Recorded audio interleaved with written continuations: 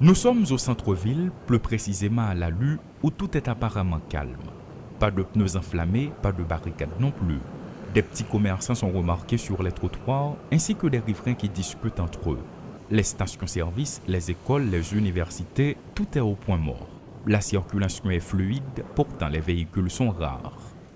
Un tableau qui n'est pas trop différent de celui constaté à Bourdon et à Turgeau. Quelques véhicules privés sont à peine visibles et plusieurs patrouilles de police remarquées. Il y a peu d'activité dans la zone et même des artisans ont du mal à exposer leurs produits à la vue de tous, craignant des débordements. Des curieux observent la situation, mais l'inquiétude est perceptible.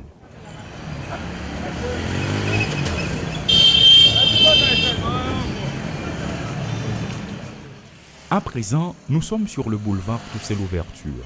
Depuis le carrefour de l'aéroport jusqu'au rond-point couramment appelé Cafou-Trois-Mains, toutes les entreprises sont fermées.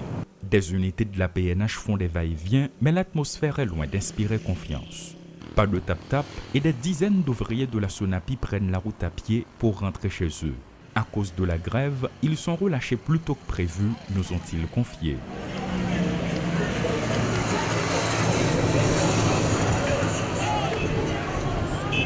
Sur l'autoroute de Delma, le scénario est le même en ce qui a trait aux activités commerciales. Toutefois, la présence de la PNH est renforcée et des résidus de pneus enflammés sont remarqués.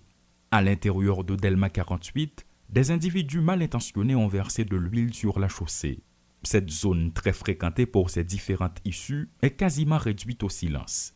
À l'opposé du tableau décrit un peu plus tôt, dans la commune de Pétionville et sur la route de Frères, les marchés fonctionnent comme d'habitude.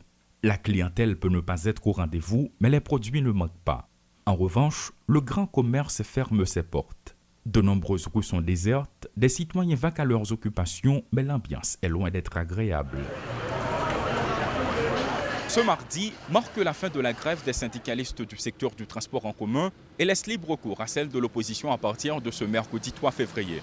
De grève en grève, toutes les activités du pays sont quasiment paralysées alors que le président de la République s'est adressé aux membres de la population pendant plus d'une heure sans rien dire sur les mouvements de grève. Le chef de l'État n'est-il pas au courant ou est-il plus préoccupé par ses projets ? Dans les deux cas, à mesure que l'on se rapproche du 7 février 2021, la peur grandit, les citoyens s'approvisionnent davantage et une tendance vers un nouvel épisode de Pays Loc habite les esprits, selon plus d'un, sous couvert de l'anonymat.